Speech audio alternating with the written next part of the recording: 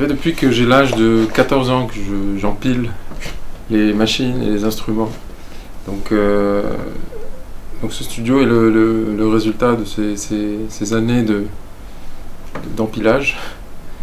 Et donc c'est pour ça qu'il n'y a plus assez de place pour marcher des fois. Il y a des choses que j'ai là depuis l'âge de 14 ans que j'utilise encore dans mes enregistrements. J'utilise énormément les enregistrements en live. Donc tous les instruments qu'on entend dans les musiques sont des vrais instruments que je chine dans le monde entier. Et chaque instrument me donne une inspiration dans les arrangements musicaux.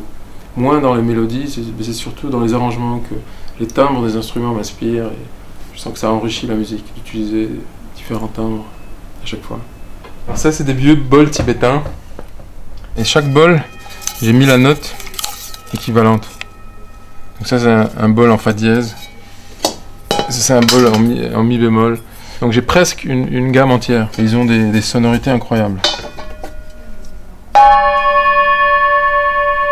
Et après, bon.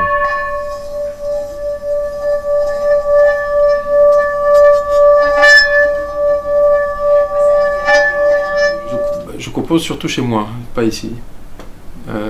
À la maison, mais c'est ici que je réalise tout.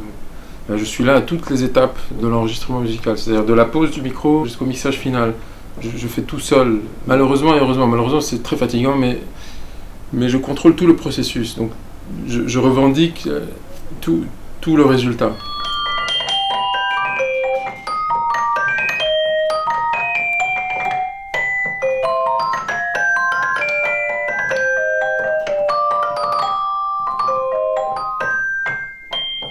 Quand on finit un mixage, c'est souvent des moments assez angoissants. Et des fois, je répète 100 fois le même mixage parce que je suis jamais assez convaincu du résultat. Donc il faut pas mal de recul et pas mal de détachement à la fin pour dire c'est fini, le morceau il est fait. Donc ces étapes sont très angoissantes. Alors que l'étape, les plus beaux moments, c'est quand je rentre et je commence un morceau. Et là, c'est le domaine des possibles. Voilà. Parce que la musique telle que je la rêve est toujours mieux que le résultat. Donc quand je commence, cette espérance d'atteindre ce résultat rêvé est encore là. Donc c'est un moment très excitant.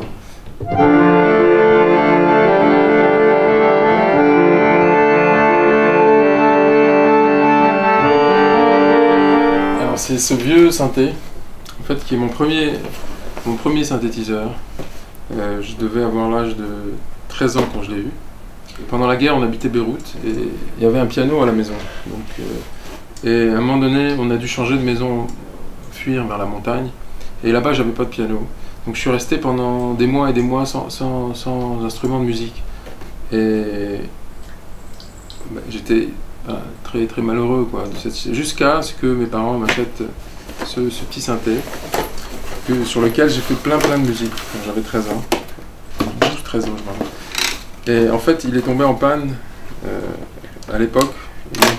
Je l'avais démonté pour essayer de l'arranger, mais il est toujours démonté. Ça, c'est le démontage de l'âge de 14 ans, peut-être. Donc voilà.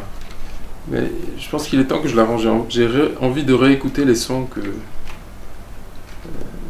peut-être que ça va me enfin, comme la Madeleine de Proust. Ces vieux sons vont me faire revivre en moi des choses peut-être enfouies. Voilà.